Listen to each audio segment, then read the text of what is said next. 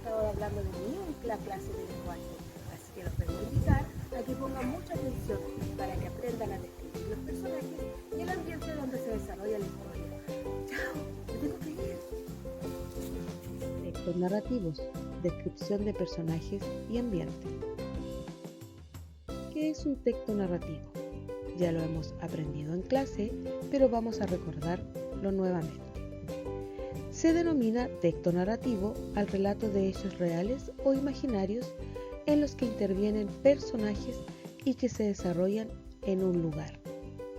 Los hechos son contados por un narrador. Cuando contamos algo que nos ha sucedido, que hemos soñado o cuando contamos un cuento, estamos haciendo una narración. Descripción de personajes. Ya dijimos que un texto narrativo es el relato de hechos que le suceden a los personajes. Y para hacer aún más entretenida mi historia, yo puedo describir a mis personajes. ¿De qué forma? De forma física, que es aquella que tiene que ver con todo lo que puedo ver a simple vista, es decir, con mis ojos. Y la psicológica, que tiene que ver con la personalidad, la forma de pensar, de actuar y de sentir del personaje. Veamos un ejemplo. Tengo la Caperucita Roja. A simple vista, yo puedo decir que ella es pequeña, que tiene los ojos grandes, que usa una capa roja y que tiene el pelo café.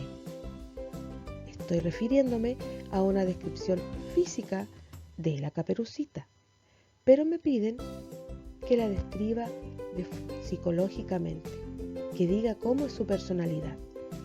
Y para eso tengo que leer muy bien la historia y fijarme en las acciones y las emociones que se relatan para identificar y poder describir. Y así poder decir que ella es sociable porque se detuvo a conversar con el lobo, que es cariñosa porque iba a ver a la abuelita y le llevaba unas cositas ricas, pero también puedo decir que es desobediente porque la mamá le dio una instrucción y ella no la cumplió. Las palabras que usamos para describir se llaman adjetivos calificativos. El ambiente narrativo. El ambiente narrativo es el lugar donde ocurren las acciones del relato y que son presentadas, como dijimos, por el narrador. También tengo dos ambientes o dos espacios donde ocurre la historia. Puedo identificar el espacio físico. Ese es a veces muy simple de identificar. En el caso de la Caperucita, si tomamos como ejemplo ese cuento, podemos decir que el ambiente del cuento o el lugar donde ocurre la historia es en el bosque, que es por donde ella camina y se encuentra con el lobo. Pero también podríamos decir la casa de la abuelita, ¿ya? Es decir, el cuento ocurre tanto en el bosque como en la casa de la abuelita.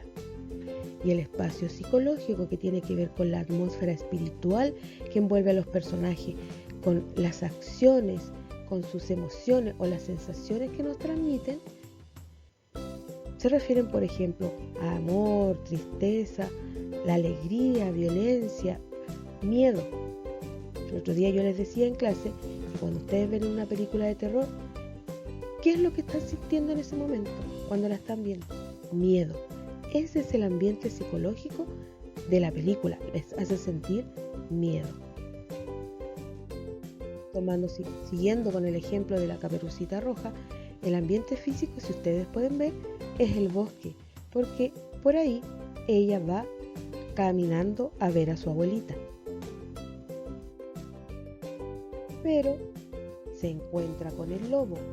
Entonces, el ambiente psicológico, que al inicio del cuento era de felicidad, de relajo, tranquilidad, se va transformando a medida que avanza la historia en un ambiente de suspenso, tenso, porque no sabemos qué va a suceder entre la Caperucita y el lobo y la abuelita.